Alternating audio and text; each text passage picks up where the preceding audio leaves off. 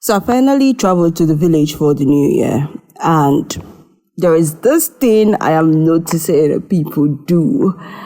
I have uncles that came back from the abroad. They're in the village right now, where I am at. And, the guys that live in the village are coming over to see them. And just yesterday, I was in the room witnessing the conversations that happened. The kind of person, I am a talker, but a lot of the times I keep my opinions to myself. The only time you would ever feel the full gravity of my voice is when I have a job to do, like when I'm podcasting, you hear my voice. When I'm on radio, you hear my voice. When I'm on TV, you hear my voice. If you get my drift. So talking is more like a job I do. While it's not a job that I'm meant to do, I listen and observe. So yesterday, I was observing the conversation happening, and I could see some people that I knew, they were doing well in the village. They were doing well here in Nigeria. Not well per se, but they're not poor. They're not destitute. They're not living in hell in Nigeria. I could hear them bring themselves down when they were talking to these big men that came back to the village. It was something like, let me say it in Igbo, then I'll translate. It was something like, una na ungari na obodo Igbo. Then the big person will say, no, we don't need to do that here. Then the other person, the person that is in Nigeria, will be like, Nkono kakwamba, eme aniburu gari ngo, makana, eme aniburu gari ngo. The person from America will be like, oh, why do you do that? Then the other person will answer, Wala ye dino na, igadilo, nyadilo, o gari kainang. Believe you me, I promise you with every fiber in my being, that person that said that they have been drinking Gary all day because they did not have money. It was only once in 2025 that they drank Gary. I know that person to the T. I know that person personally to know that the way they said that they did not have money and they were drinking only Gary was a big damn lie. What the person that spoke in Igbo basically said is, it's only Gary that we drink, that there is no money to buy real food. Now, I wanted to open my mouth at that point to say, even drinking Gary is now expensive. Even like the poorest person cannot afford to buy, cannot afford to drink a good Gary, like Gary that has sugar, granite, milk, Milo in it. The poorest person can't afford that. It has become a rich man food now in Nigeria. I wanted to say that, but I kept my thoughts to myself. And this is just an example. They said a lot of other things. And I noticed what was happening here. It was a way of stroking the ego of the other person. It was a way of keeping the conversation going. It was a power play kind of thing. And I've done it sometimes in my life, but not in this scenario. So whenever I am in the midst of someone that I know is better than me, is greater than me, knows more than me, I try to bring myself down to the barest. I try to downplay my goals, my values, my achievements, what I can do, my skills. I try to downplay it because I know that the other person is better than me, and what is the need for me to be on the level I'm on if this person is higher than me. Then when we know that the person is when we know that we are better than the other people, we then try to trump or, exaggerate the skills, the values, the greatness that we think we have. Exaggerating your values, that's not the one I want to talk about. That one of downplaying is so disgusting and irritating. You can have a meaningful conversation with somebody that you know or you think is greater than you without bringing yourself down or without speaking condescendingly about yourself. And especially for people that want better in their lives. So let's say yesterday, this same person said a prayer to God saying, God, I want to make more money. I am rich in the name of Jesus. I'm prospering in the name of Jesus. And that same person with their mouth that they used to beg God for progress is speaking down on themselves, talking about how they don't have money because you want the other person to feel better. It does not make sense to me. especially that money part, it does not make sense to me.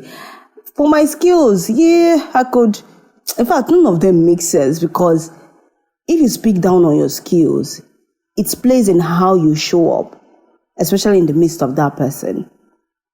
So I've realized that whenever I'm with my bosses, like my head of programs, my general manager, the managing director of the radio stations I work for, I realize that whenever I'm having a conversation with them, I struggle to make an articulate point. I struggle to express myself fully, because I feel like this person has more power, is greater than me, and is bigger than me, and has more skills. They know better about this organization or about this thing I am talking about. So there is no need of me showing my full self or expressing myself fully, because maybe you're insecure.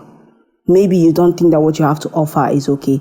But then when you are, like say, when I come to my podcast to talk about a thing, or to talk about that thing they needed me to talk about in their presence, when I now come to my podcast, my voice is the loudest. I'm expressing myself fully. And I'm just like, that is really, really interesting.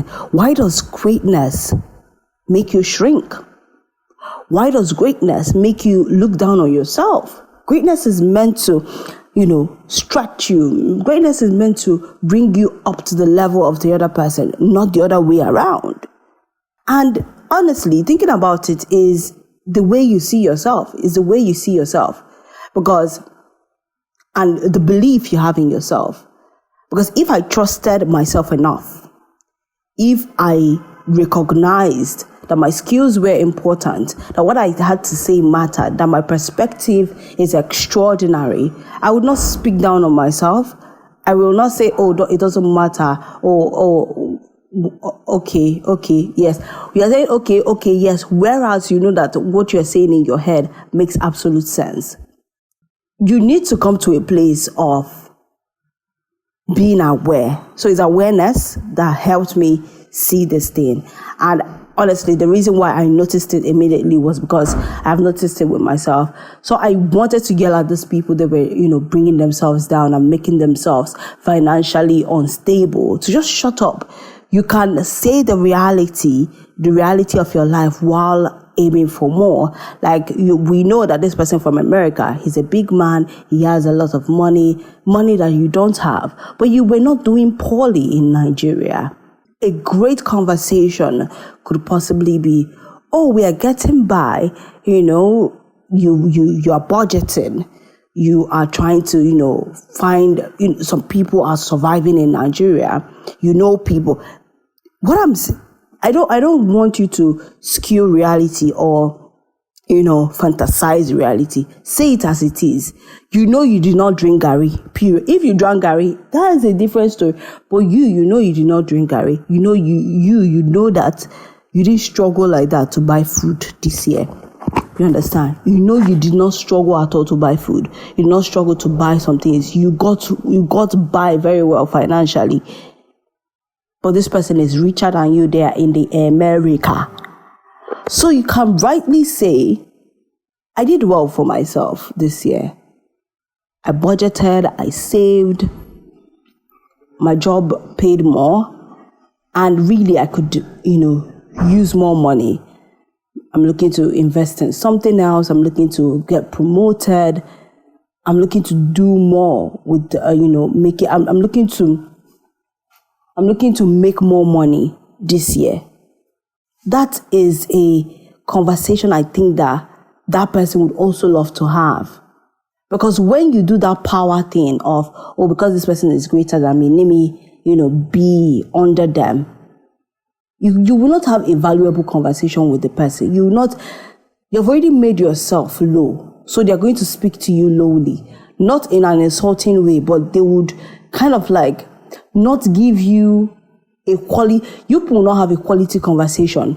What I'm just saying is, avoid that whole power play thing.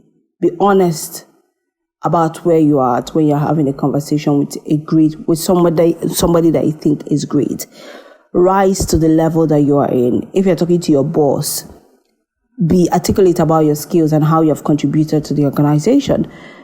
Be articulate about what you know. You know, you have been reading, you have been researching, you have been learning, you have been growing in this area. And if they ask you a question about it, be bold enough and courageous enough to speak to it. Do not look down on the learning you have done, on the growth you have amassed in this particular area. Do not look down on it. Be confident about it. Do not be shy about showing the growth that you have, gone through. This is also a message to myself, because I'm always shy of, showing that I've learned a new word. I'm always shy of showing that, I have become better in something that I was not good at before. I used to be shy doing that. And I think it's an insecurity problem and a self-esteem thing. Trust yourself. Believe in yourself. Be courageous about yourself a lot. That no matter what the situation is, you don't betray yourself. You don't speak lowly about yourself. You don't bring down yourself. Okay? You're growing, and the world needs to see that growth. You're surviving, you're getting by well, and the world needs to see that. Let it shine in your conversations with people. Let it shine in your activities. Rise to who you are becoming. Do not lie about it. Do not shy away from it. Okay? I'll see you tomorrow. Bye.